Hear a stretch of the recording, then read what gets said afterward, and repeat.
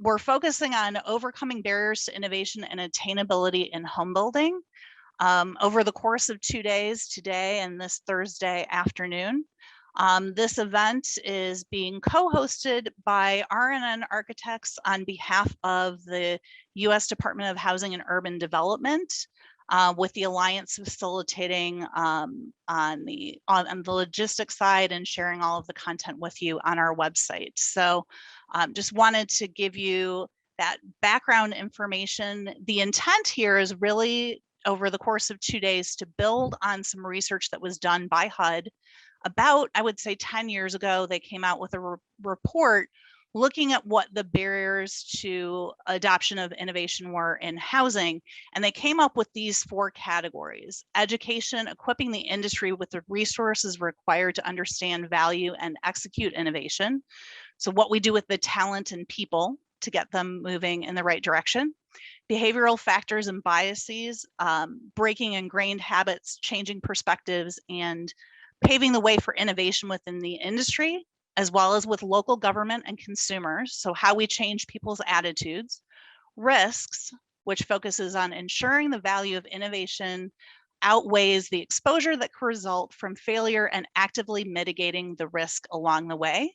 And finally, fragmentation of the industry. We know, especially if you're working in multiple markets, and even if you're just working in a single market or two, we need to do a better job of driving collaboration, communication, and change management throughout the value chain and the home delivery process. So over the course of today and this Thursday, we're going to dig more deeply into each of those topic areas through by starting each day with 2 panel discussions. Today we're doing education first, then behavioral factors and biases, and ending the day with concurrent working groups where you can choose one of these 2 topics to participate in. The first sessions, including the session that we're in right now, will be more focused on you attending and participating by adding questions to the chat function. And when you do that, when you're in one of these panels and you do that, please make sure that you set it to everyone so that you're sharing your questions and insights. You can also make comments there with everyone who's participating in the session. We get some good conversations going in that area. And then when we get into the working groups, we want you to be more active members. We want you to share your ideas and your thoughts and also bring other questions to the table. We have a facilitator for each panel, and we have a separate facilitator for each of the working groups that will help you do that and start things off with some conversation starters when we get into the working group format. Of course, thank you to RNN and HUD for asking us to co-host this with you. Great topic, very closely aligned with what we do as the Alliance, looking at the future of housing with an eye on attainability, and on our end, really looking at the production housing market. But as we do for every event, we wouldn't be here to help HUD and RNN host the event if we did not have the support of our partners. So I just wanted to take a moment to thank our partners for supporting the Alliance agenda. And back to the matter at hand. So this is the first of the 2 panels for today, focused on education. In a moment, I'm going to turn the floor over to Greg Zick to introduce our panelists and allow them to give you a 5-minute tee-up presentation with some initial thoughts before we launch into questions. But want to step back a moment and reiterate what we're focused on in the education space. We're looking at equipping the industry with the resources required to understand, value, and execute innovation. So we've carefully chosen the panelists that we have today to shed their perspectives on the industry and what it means. Some of them are working, and you'll hear more about their backgrounds in a moment. Some of them are actually working at the higher level to make change in the industry. Some are working directly to train people to join us. And then Mitch is the outlier in the group who's actually building lots of stuff in the field with lots of help. So you're going to hear from each of them over the course of the presentation today. So I'm going to turn the floor over in a second to Greg, but just as a reminder, you could see your chat function and make sure that if you want to add a question or a comment, that it's to everyone. There's a drop-down menu for that in the bottom right-hand corner. Greg is our facilitator today. He's from NAHB. He's Assistant Vice President of Workforce Development, leading student programs. He's also on the board of the American Council of Construction Education, and he's on the Workforce Development Task Force for the Association of Career and Technical Education. So he's very focused in this area, and certainly being an NAHB has a good high-level visibility into what's going on in this space. So he'll be an excellent resource for you guys. So I'm going to turn the floor over to Greg to introduce the rest of today's panel. Thank you, Betsy, and thank you, the Housing Innovation Alliance, for hosting this important event. It's my pleasure to introduce this wonderful panel of experts. First, we have Branka Minic. She is the CEO with Building Talent Foundation. She brings her experience in the staffing industry, from aligning education and training with employers' needs to building the talent pipeline. Next up, we have Tyler Pullen. He's a doctoral student with Terner Center for Housing Innovation. He brings experience in urban planning and affordable housing analysis, civic engagement, and deep research into the potential of industrialized and offsite construction. We also have Mark Babcock. He's an instructor with the Colorado Homebuilding Academy. He's going to share insights from teaching the next generation of construction experts. And finally, we have Mitch, Rotta, the Director of New Construction with Tricor Group. He brings experience as a general contractor in large commercial projects and build for rent, working to implement the latest innovations at a national scale. So let's start with some high-level snapshots from each expert. We're going to go ahead and start with Branka.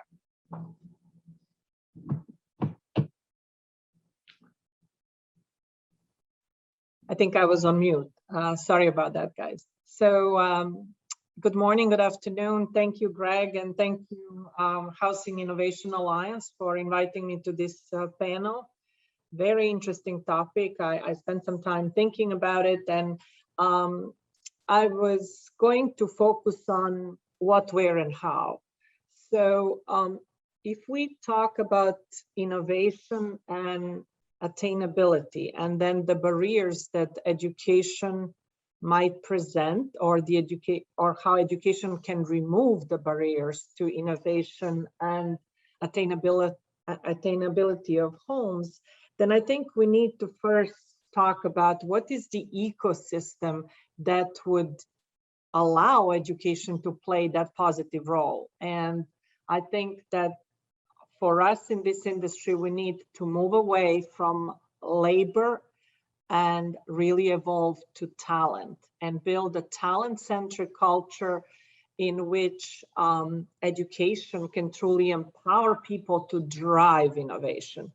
So I don't agree necessarily on this understand, value, and execute innovation. I think it's people who drive innovation, and they are at the center of innovation, and therefore we need to first create that talent-centric culture. In terms of what could be the ultimate goal, I think it's sustainable workforce.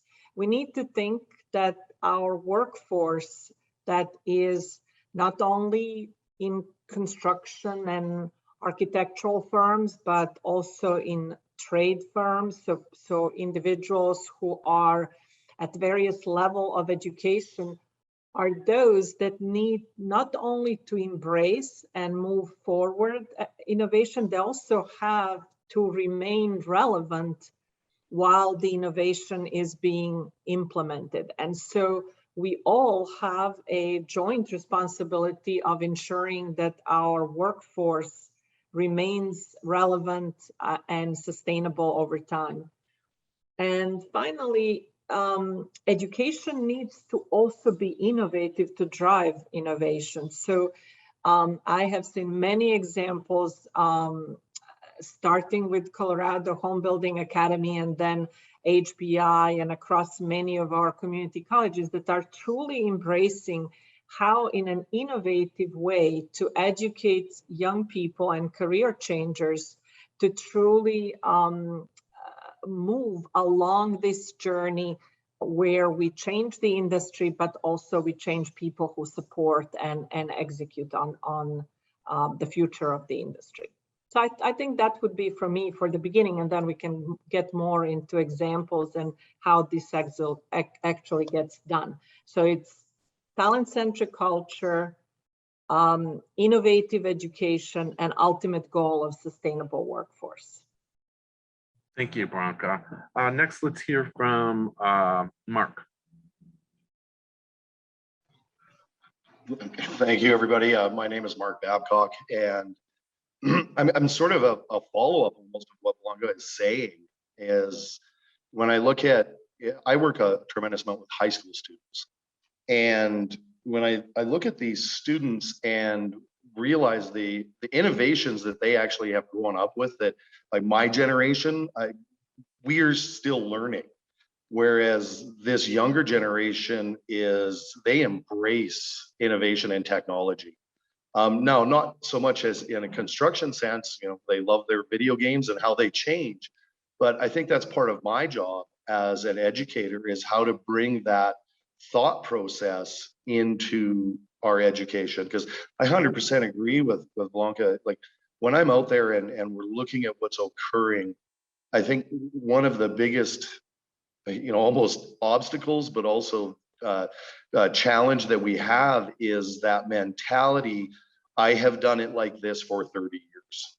And we need to change that. Where we can do that is with our programs like Colorado Homebuilding Academy, where we're working with our high school students. We're working with our career changers, people that are coming in from a various and sundry backgrounds, and letting them realize that if we really want to have the sustainability, accessibility of affordable housing, then innovation has to be a part of that. Because we're seeing right now that if we keep doing it the way we've done it for the last 30 years, anybody that has bought a 2x4 in the last year will understand it's too expensive. Like there is not affordable housing in that. So we need to embrace that.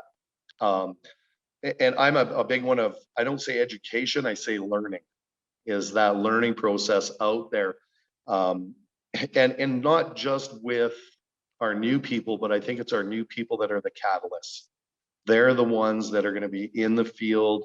I love how Bianca believes in, we've got to call it talent, is the new talent is who will hopefully change the mindset by looking and realizing the innovation is there for us. And then it comes to that in our training. I look at the past 4 years of training that has been occurring here at the Colorado Homebuilding Academy, and it has evolved consistently to try and stay up to date with innovation. It's difficult, it's expensive, and that I think it always comes back to that, is the money and the time. Is if we can get people past that and educate on why we need to have these things in place, I think it will change how easily innovation will be adopted.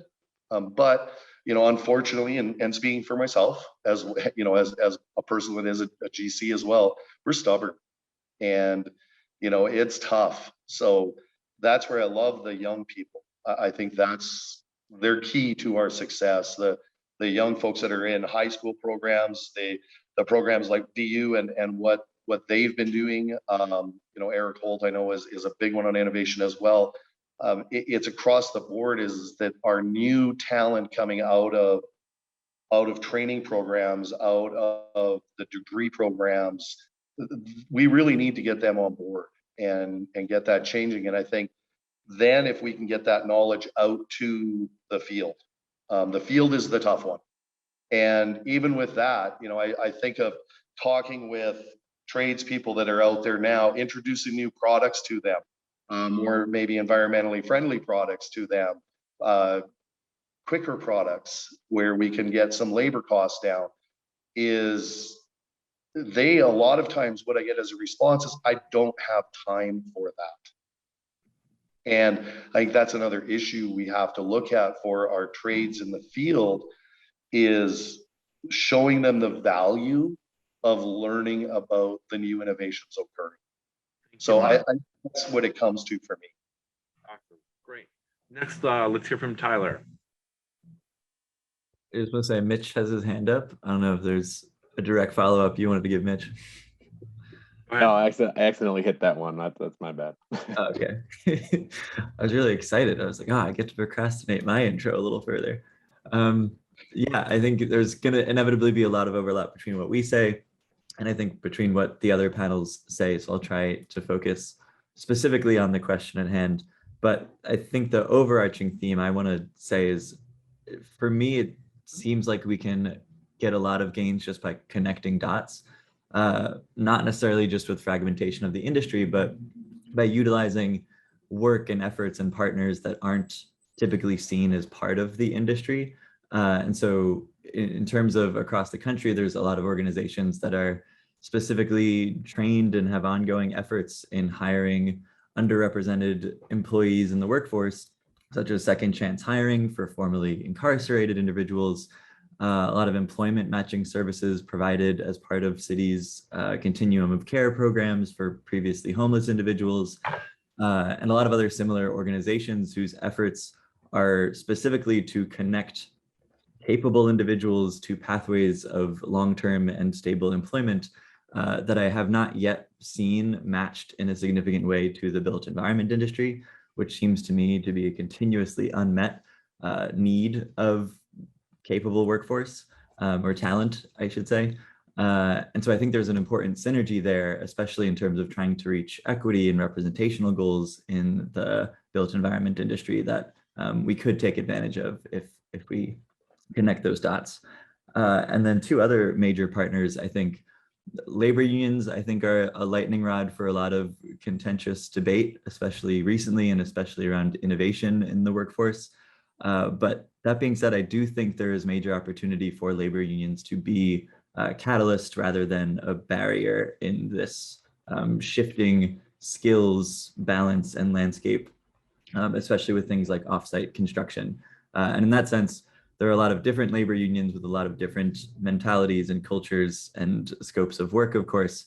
But I do think if the shift in mindset could include a shift towards there being a kind of continuous or aggregate, like building trades union, which that phrase has varying levels of meaning to different people, but an entire workforce dedicated just to home building, for example, rather than a house which is comprised of carpenters working on this work and drywallers and painters working on that scope, and increasingly detailed and legislatively safe or legally safe ways to define those scopes of work.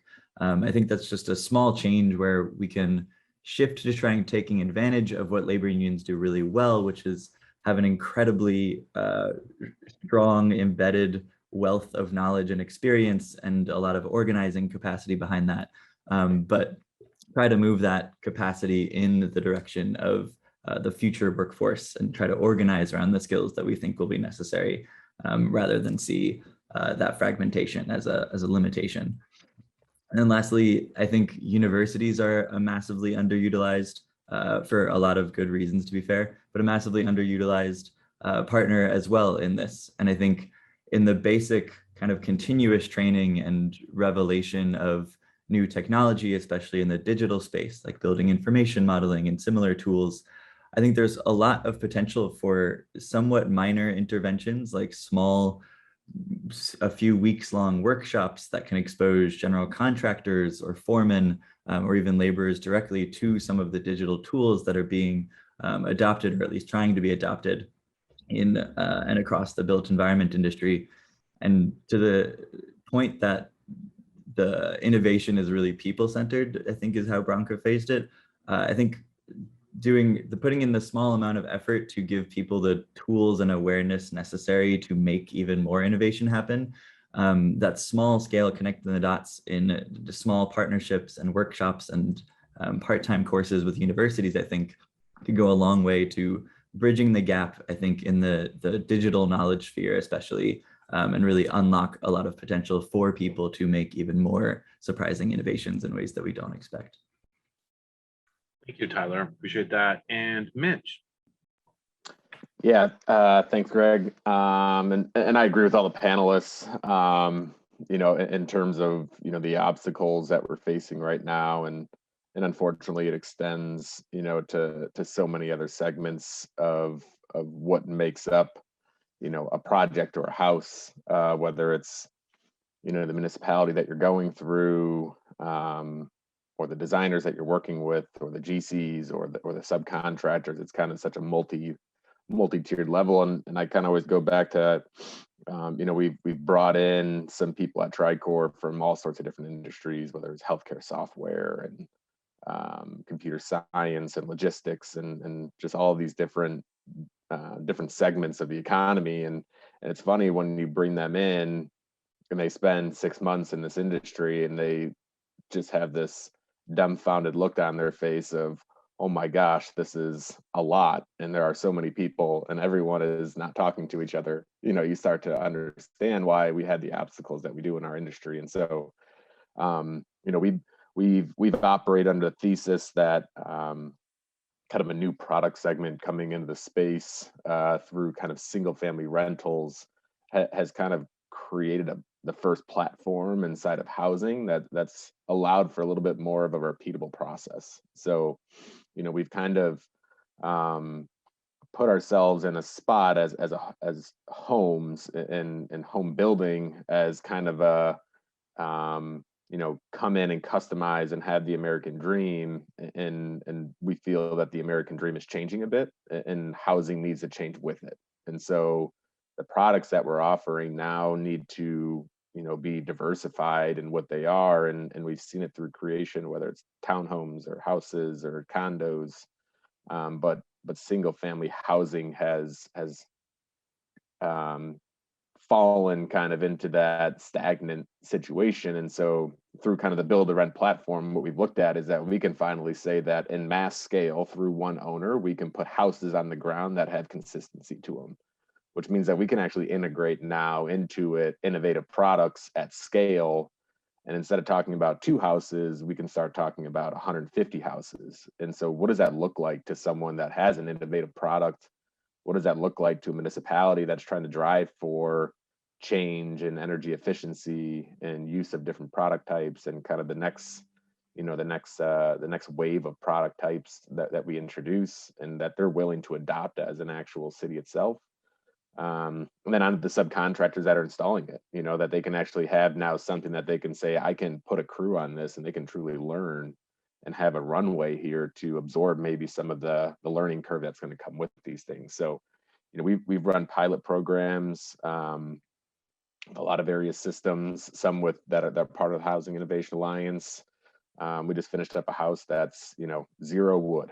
There is not a single piece of wood inside the house. So you start looking at that as a way to say, you know, the products exist out there. It's now up to us to get on board with them and find ways to actually bring them in and bring them in through not just a test pilot, but actual true scale, so that we can actually start making a change, much like, you know, the flat screen TV that I bought when I was in college that was 32 inches and cost $1,000.